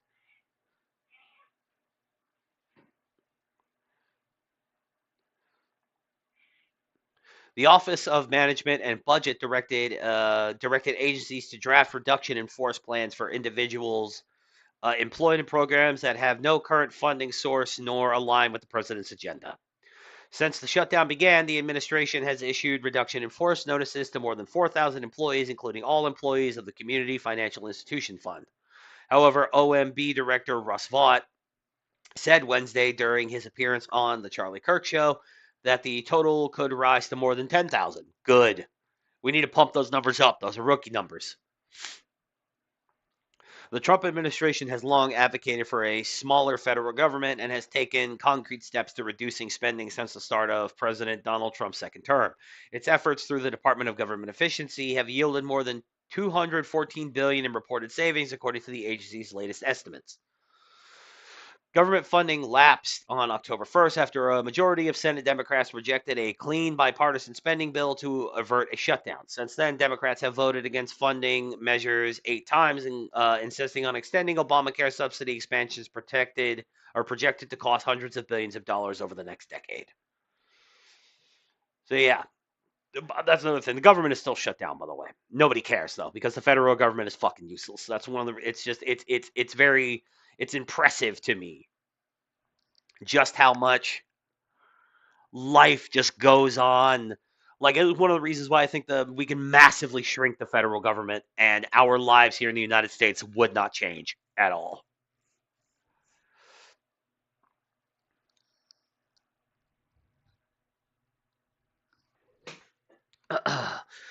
And like, it's just, yeah. Now, moving on, trying to get through the rest of this. These solo shows, I want to try to keep them kind of short and sweet. If there's no banter, you know, then it's kind of, I don't want to bore the audience, essentially. I feel like it's more entertaining with Liar here because we bantered, we bust balls, we crack jokes, and where I'm just kind of alone. I mostly just read the articles and opine. It's kind of like the solo videos. I feel like I'm funnier and wittier more entertaining if I have someone to riff off of. It's one of the reasons why I insisted this was be a 2-man project from the start. Actually, let me see. Did Liar ever message me back? No, he didn't. His ass must be asleep. Damn Australians.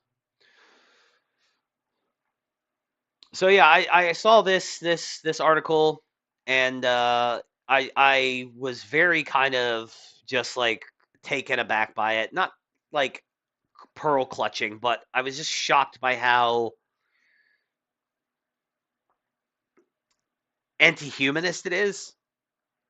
You know, and I shouldn't be shocked by this because there's an anti-humanist streak to the hard sciences, or not the hard sciences, but to the soft sciences. I'm not sure if this would be counted as a hard or soft science. I'm probably just shouldn't even use the words because I'm not going to use them correctly.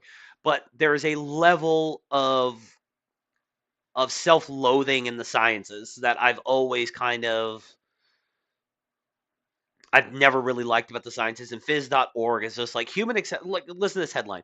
Human exceptionalism is at the root of the ecological crisis, claims evolutionary biologist. So, yes, humans being the most intelligent species, we are the exceptional species on this planet. We are the most intelligent creature. And remember, not a religious man. I do not believe in the creation myth. I do think we evolved.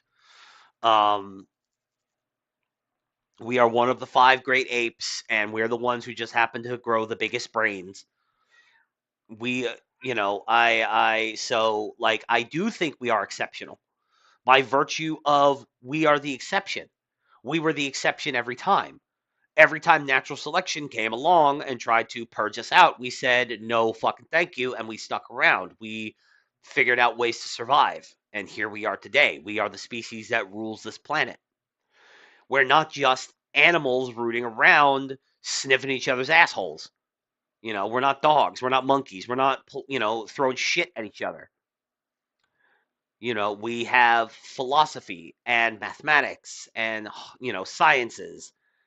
We're exploring the stars. We're trying to explore the stars. We haven't really, the farthest we've ever gotten away from Earth is the moon. But, like, we're attempting to explore the stars. We are the masters of the world. We are exceptional. Our closest relatives in the animal kingdoms are fucking bonobos. All right, think about that. And we are massively more intelligent than your average bonobo.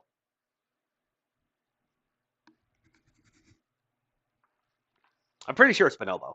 I'm pretty sure in terms of descending from closest to us relatively to furthest from us, I'm pretty sure it goes like of the other great apes. The bonobos are our closest relatives, and then chimps, and then gorillas, and then orangutans. I believe that's how it goes.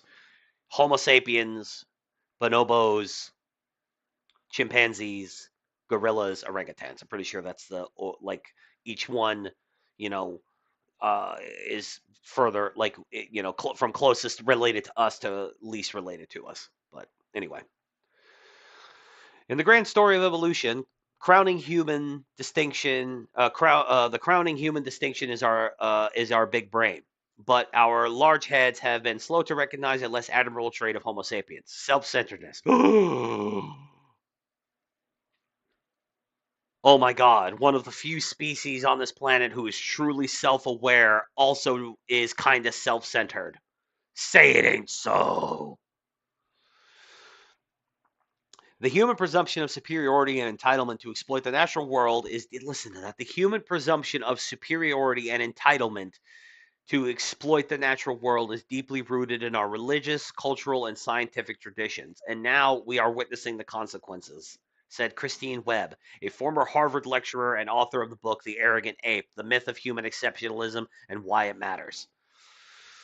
It's not a myth that we are exceptional. We are exceptional. That's the reason why we conquered the planet. It's the reason why we evolved to the level that we are at, and none of the other species did. Quote, human exceptionalism is at the root of the ecological crisis, Webb told a Science Center audience of more than 100 people recently as part of the Harvard Science Book Talks. Quote, this perspective mindset gives humans a sense of dominion over the rest of nature, set apart from and entitled to commodify Earth and other species for their own exclusive use. Yes, right of conquest. We conquered the world. It's ours to loot and pillage to our heart's content.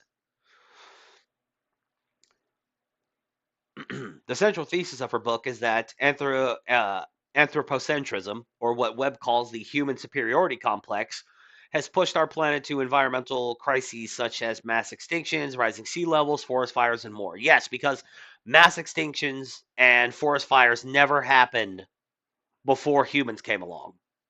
Surely such a thing has never occurred. I've come to think of the arrogant ape not as a species or a culture or even an individual, but as a tragic protagonist in a Greek drama, blinded by their own hubris, said Webb. This unfortunate and dangerous way of viewing our world is a brainwashing of such major proportions that many people remain entirely unaware of it. But you just happen to have the first brain big enough to figure it out. Of course. Without doubt, humans are unique in many attributes. We are the only species known to send rockets into space or convene book talks. But all species, Webb wrote, have evolved specialized adaptations to their environments and are wondrous in their own rights. Still, we humans tend to see our characteristics as more exalted, and thanks to our technological prowess, view the rest of the natural world as a resource that we are entitled to harvest without constraint. Like, she just asserts these things. She just asserts that that you know um, that these are just bad. That it's bad that we are the masters of the earth. She just asserts that it's wrong for us to utilize to harvest things like we created the world as it is today.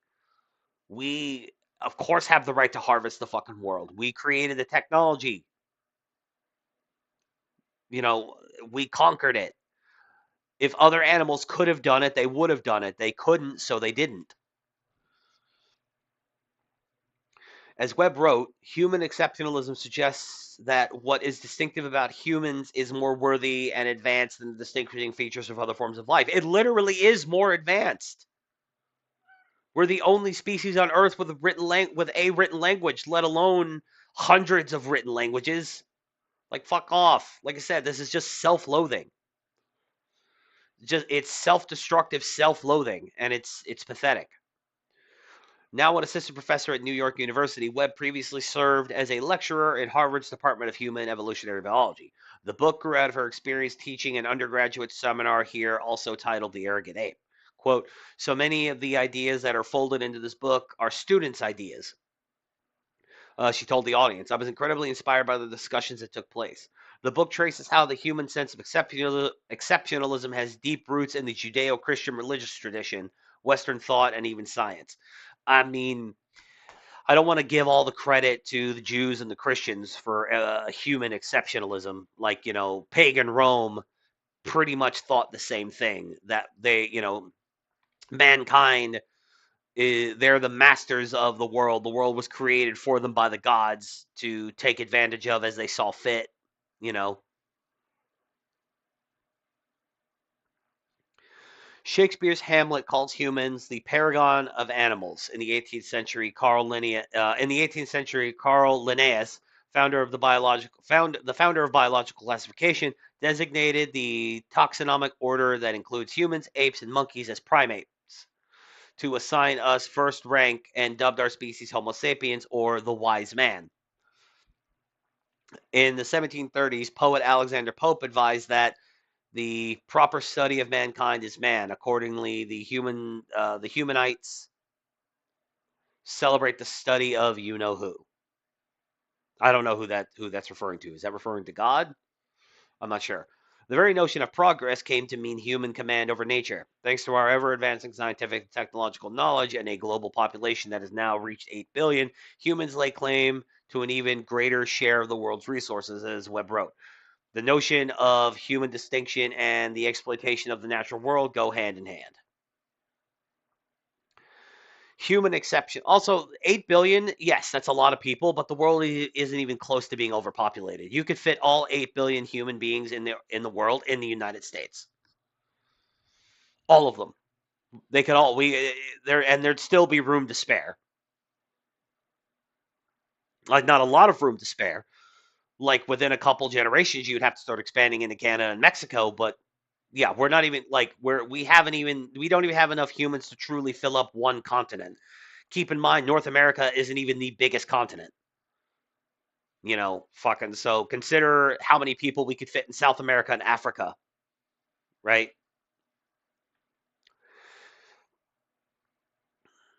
Human exceptionalism has become an unquestioned assumption, something rarely articulated or open to debate. Well, no, I mean, like, it's an unquestioned assumption because it's an assumption that is true. We are exceptional. Of all the species that have ever lived on this planet, we are the exception. We are the most intelligent, the most advanced, the most self-aware. You know, we do things that have never been observed in any other species ever. We are exceptional. By the definition of the word exceptional, we are exceptional.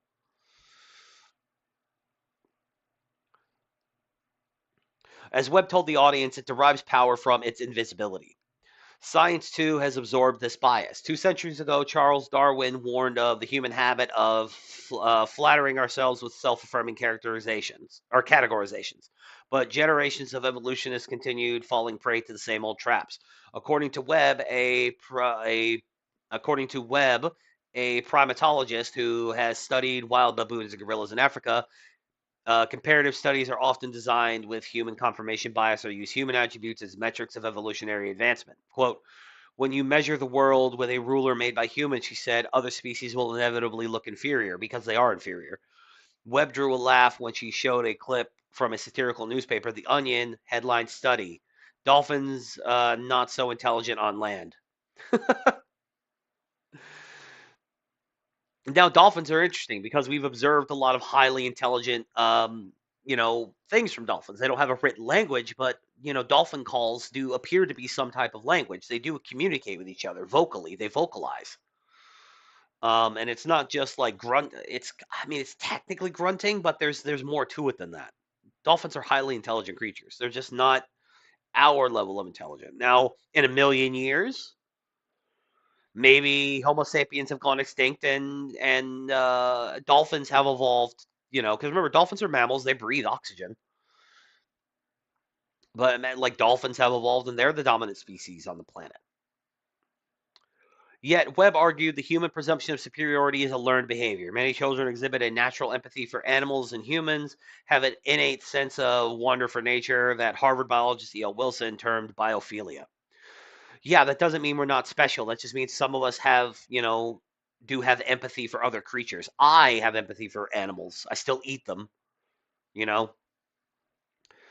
The remedy of our ecological crisis, she believes, is embracing a trait that is often undervalued, humility.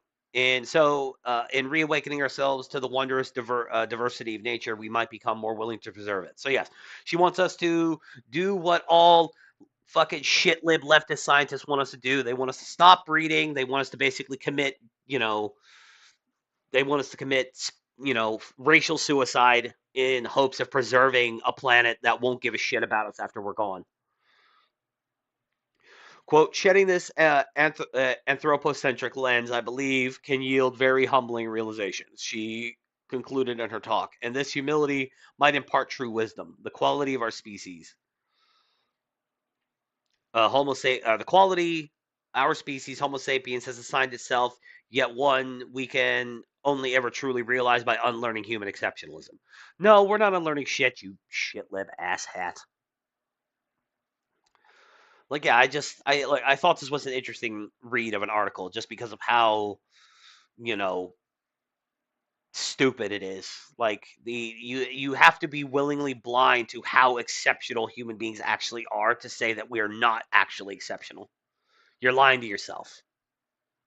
Oh, last two stories. And these are the white pills to end. These are good things. That's a good thing.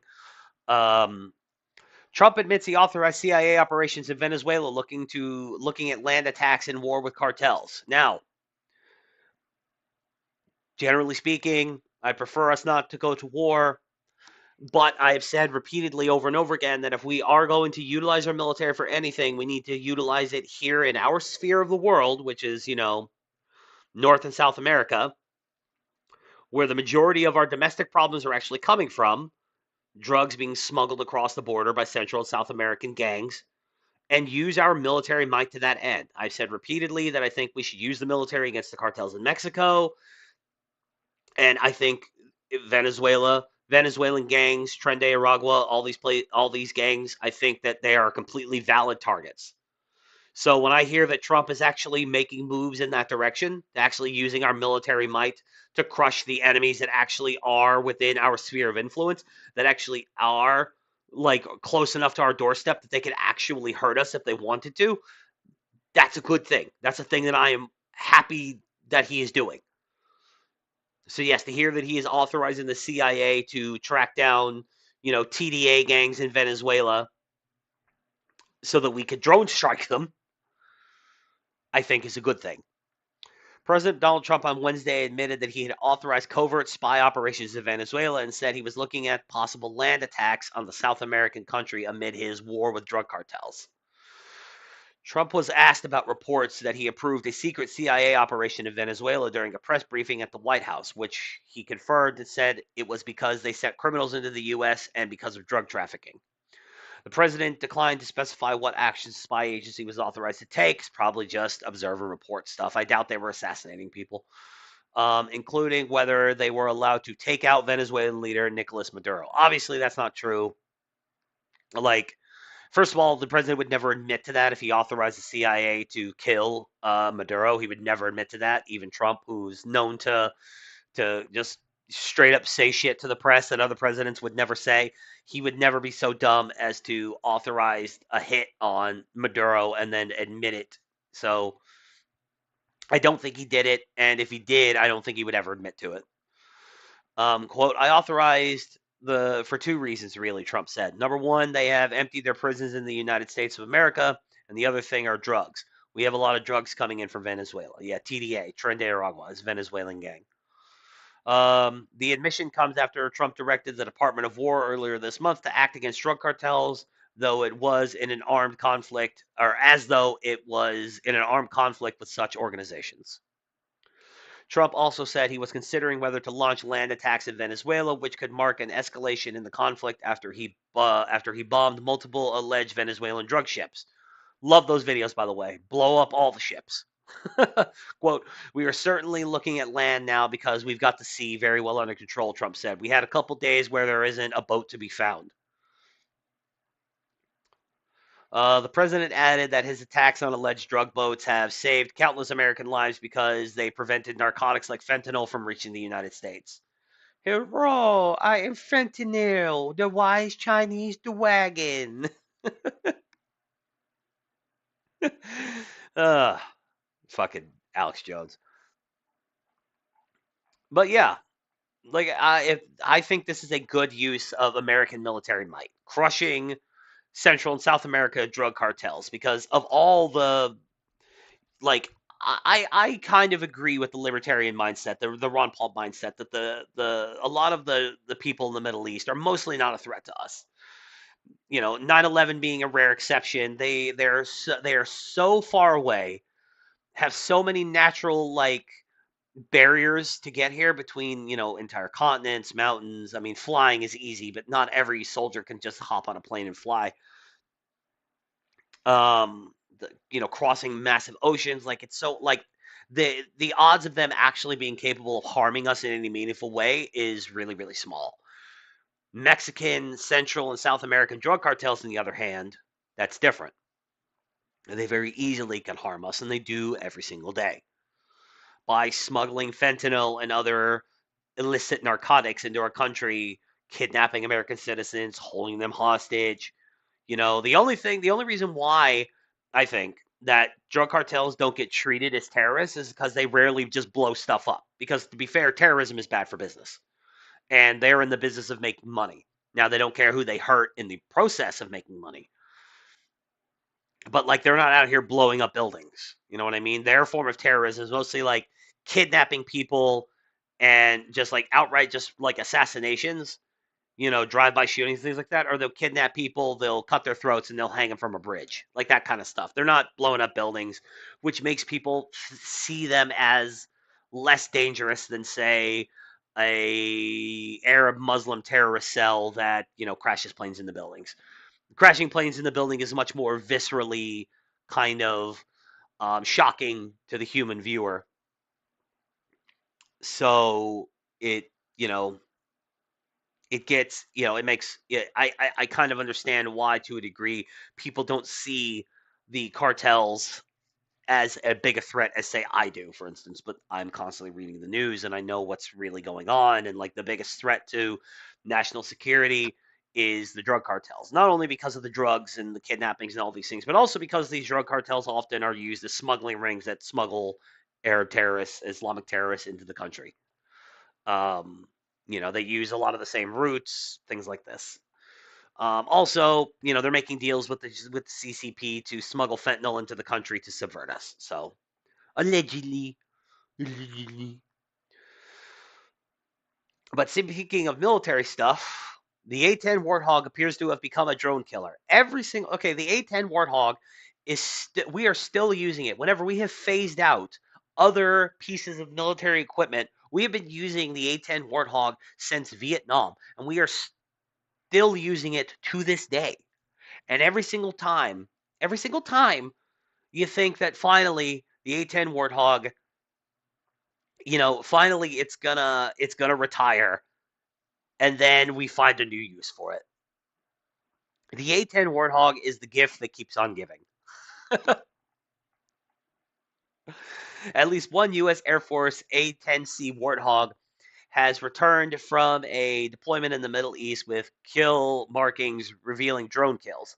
The evidence most likely confirms that the attack jets are now using laser-guided air-to-ground rockets as counter-drone weapons in an operational context. The TWZ was the first to reveal that the A-10 has received the ability to employ the Advanced Precision Kill Weapon System, the APKWS-2, in the air-to-air role, as you can read about here. The image of the jet in question was captured by at MHT Planes, who posted it to the social media site X.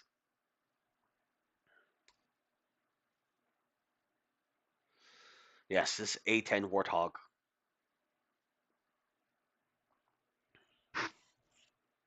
So yeah, now we're at a point now where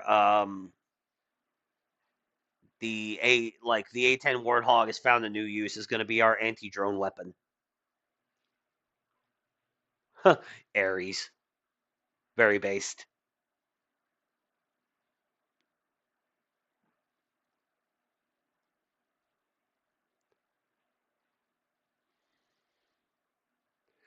Two kill markings depicting Shaheed type long range one way attack drones were seen on the nose of one of the 12 A-10s that landed at Portsmouth International Airport in Peace, New Hampshire on October 7th and 10th.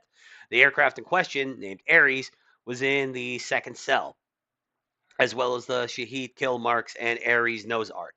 The jet carries further markings that appear to denote a small diameter bomb and a 30 millimeter cannon 30 millimeter cannon employment during the same deployment. A dozen A-10s from the 124th Fighter Wing of the Idaho National Air Guard, home stationed at Gowen Field Air National Guard Base in Boise, have returned from a deployment to the Central Command area of responsibility where they had first arrived at the end of March. This meant they were in theater during the 12-day conflict between Iran and Israel. In the summer, in which the U.S. military, including Air Force assets, played a significant role in downing Iranian attack drones, it isn't clear if this is when the engagements occurred, but it is possible, if not probable, that that was the case. So here's the thing. Let me just go ahead and explain this to the layman's if you don't know what the A-10 is, what the A-10 Warthog is used for. So you see this minigun right here? The A-10 Warthog was essentially built around this minigun. This minigun fires basically explosive Red Bull cans at some ridiculous rate, like fucking 170 rounds a second or some ridiculous rate like that. Like it's slow and it's heavy and it's highly armored. Like it's basically a sky tank. Like A-10 Warthogs have taken tons of fire and kept on flying. Like they'll get seriously hit and then they'll turn around and they'll fly and they'll make it home. And then they don't get retired. They get repaired and they get sent back out. Now the modern A-10s are obviously more advanced, than the old A-10s, and the gun is more advanced now than it ever was. But like the A-10 Warthog has been just an absolute beast. Like I said, it first saw deployment, if I remember correctly, in Vietnam, and it's mostly unchanged. Here we are 50 years later, we're still using A-10 Warthogs, and other than minor technological advancements that have been incorporated into it, its overall design is essentially the same. Its primary weapon is still its minigun. Yes, it carries missile ordnance like everybody else, but this thingy right here, this is the main event. This minigun.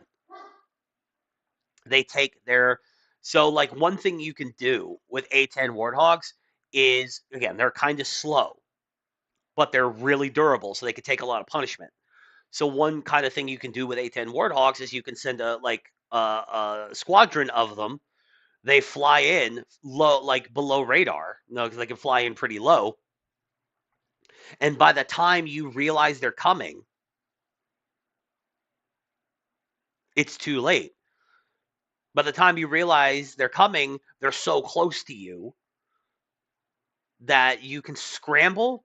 You could probably get some air support up there to try to take them down, get your anti-air guns ready, but it's going to be really hard to react to them. And then by the time they're in range, they open fire. This squad opens fire with their miniguns, which have a pretty good spread. And like I said, these are explosive rounds, and they just wipe everything out. Good stuff. I love the A-10 Warthog. And in fact, last summer or earlier this year, actually, as a matter of fact, early in the spring, I bought Ace Combat 7.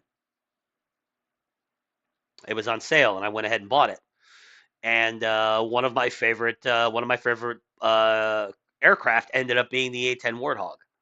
By the end of the game, the aircraft I was using was the F-22, of course, because the F-22 Raptor is amazing. The kid, as Habitual Line Crosser likes to call it.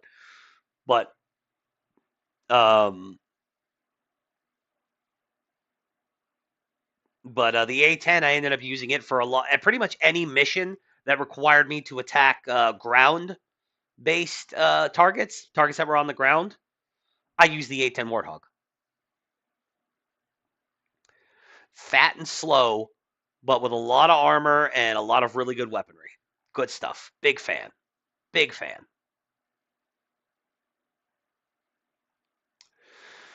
The TWZ reached out to U.S. Air Force Central, U.S. Air Force Central for an official statement about whether the 124th Fighter Wing had used APKWS-2 rockets in the counter-drone role while in CENTCOM.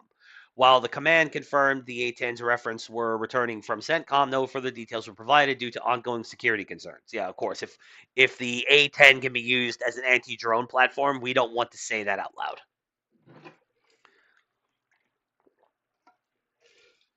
However, as we reported back in July, we do know that the APKWS-2, adapted for air-to-air engagements, is now part of the A-10's repertoire.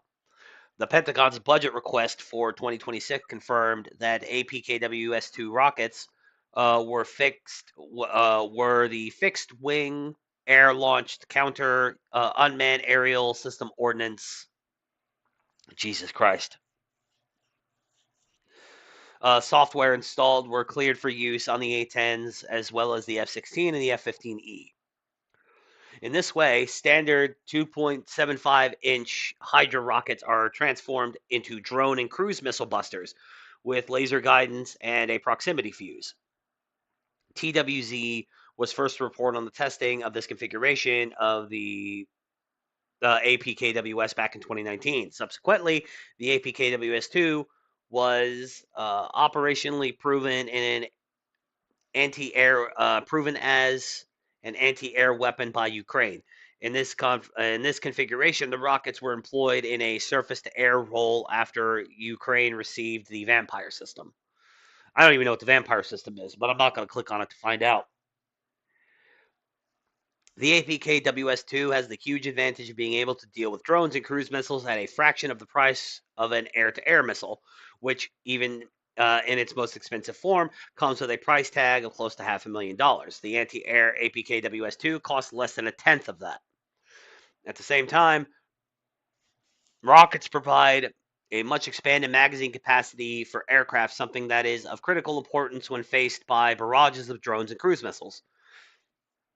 The combination of the APKWS-2 and the A-10s also offer some advantages and disadvantages, as we have discussed in our previous coverage. Quote, the aircraft's loiter time, slow and low flying capabilities, and even its unique air-to-air dogfighting ability could come in as a real benefit for taking out long-range one-way attack drones. especially the most prevalent propeller-driven type, where the A-10 would be less effective in would be less effective is in rapidly taking out faster flying drones and cruise missiles. This is due to its lower speed, with less ability to run down multiple targets at a short time period during incoming saturation raids. Still, AH-64 Apaches have become critical counter-drone weapons, providing screening for lower performance, long-range one-way attack munitions, particularly in Israel. Compared with rotorcraft, the A-10 offers higher speed, which would render it quite suitable for combating lower-end long-range drones, especially when screening a highly specific area from these threats. So yeah, like I said, you see here, slow and low flying capability. So they can fly below radar range and slow enough that they're not being picked up by radar until like at all, and it's not until like they're so close that there's no time to scramble. The A-10 Warthog is a fucking beast. I love it. On the other hand, the A-10 has no radar, which makes it challenging to independently direct an incoming target of any kind for longer range. For engagements of this kind, it relies on its targeting pod. This limitation could also be overcome by receiving target tracks via data link after they've been detected by other platforms, being verbally vectored to aerial drone targets via ground control intercept (GCI) or airborne early warning and control aircraft could also work. So yeah, it's a similar thing to like this. There's this one weapon, I can't remember what it's called, but I've seen it talked about, that essentially it's this like big super powerful missile that can be launched from the bottom of an F-35. And I believe it can also be launched from an F-22, but don't quote me on that. But it's this super strong, super fast, super long range missile that the range on this thing is so long that the F-35 can't actually lock onto the target because it's so far away from the F-35 itself, that in order to use this missile effectively, another platform, um, would have to go way ahead. It would be the one that would target lock, send the data back to the F-35 actually carrying the ordnance, and then it would fire. So it seems that the A-10, due to its lack of radar, could be relying on a similar system. Basically, other platforms are the ones locking onto the targets, and they're just launching the missiles. The A-10 is also able to go into battle against aerial threats with a significant rocket payload, as well as AIM-19 or AIM-9 Sidewinder air-to-air missiles and the 30mm cannon. The air-to-air optimized APKWS-2 can also be used against certain types of surface targets when they present themselves. As for the cannon, aircraft guns can be problematic for counter-drone work and even downright dangerous. In the A-10 with no radar, this is especially the case. Yeah, I guess you could accidentally shoot your wingmen, or not your wingmen, or whatever you want to call it, your squad mates. Friendly fire and all that stuff, or accidentally hit targets on the ground. Things like that. There's also the promise of more capable counter-air APKWS-2, with work now underway on a seeker kit for the rockets. This will provide something akin to a fire and forget capability. This will make the weapon more flexible, including being able to engage larger number of targets in a shorter period of time. At this point, we don't know to what extent the A-10 has utilized the air-to-air APKWS-2, but this new capability comes very much at the end of the aircraft's Air Force career. Yeah, they keep saying that this is the end, that we're going to retire the A-10 Warthog. We're never going to retire this fucking thing. We're just going to keep slapping more weapons on it.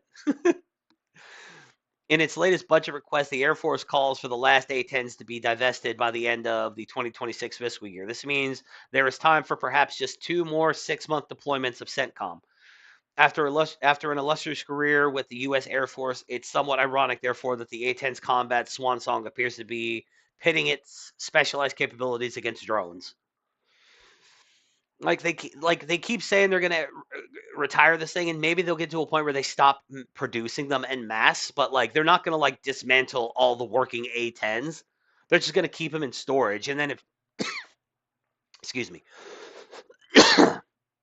and then if shit really hit the fan, they would just dust them off. Yeah. See, this is another thing that happens whenever I do solo shows is where it's just me and I have to constantly be reading and speaking. Like by the end of it, like my voice starts to leave me and my throat starts to hurt. Pretty funny stuff. But yeah, no, that was a show. The A10 warthog ain't going anywhere. Trump is bringing peace to the Middle East, or he's trying his damnedest, although the peace is probably not going to last because Jews and Muslims seem to love killing each other more than they love anything else. Um, Scientists are stupid, and celebrities are also stupid and hypocrites. And yeah, that's pretty much it. So, no, that was a show. I appreciate you coming and watching. 13, thanks for getting in the chat. As always, you are a real one, constantly liking and commenting and doing all the algorithm stuff for me. I appreciate it. If you're watching on Rumble or YouTube, wherever you're watching, feel free to get in the chat. I try to talk to the chat. I see chat popping up and I'm trying to, engage with the people watching. Be sure to like if you haven't liked it. And you know, and if you're not sub, you know, again, I'll be doing another Clown War Chronicles this Saturday, but then after that, I don't know because the schedule isn't always rock solid. The job that I currently have, making more money than I've ever made in my life, but that comes with trade offs. So, trade offs such as no longer having a super consistent schedule that I can use, or, a super consistent schedule that I can reliably do Clown War Chronicles every single Saturday. Anyway, I'm going to hop off here, although I will be back in a minute over on Clown World Gaming, where I will be playing Cyberpunk 2077 today. So be sure and stop by for that. I'm almost done clearing out the majority of Night City, and then I'm going to go into Dogtown, and then we'll start doing the endings. But yeah, you guys have a good rest of the afternoon, and I will see you later today, hopefully.